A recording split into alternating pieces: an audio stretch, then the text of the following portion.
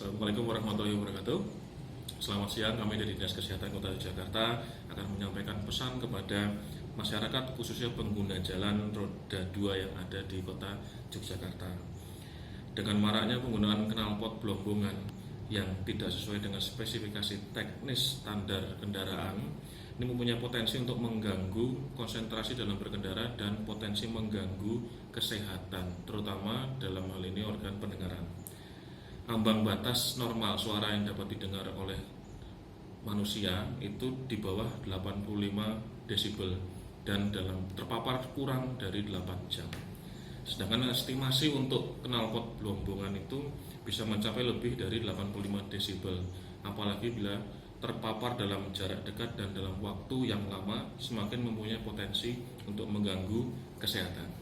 Demikian pesan dari kami dari Dinas Kesehatan Kota Yogyakarta. Harapan kami masyarakat pengguna jalan di Kota Yogyakarta selalu menjaga keselamatan berlalu lintas di jalan.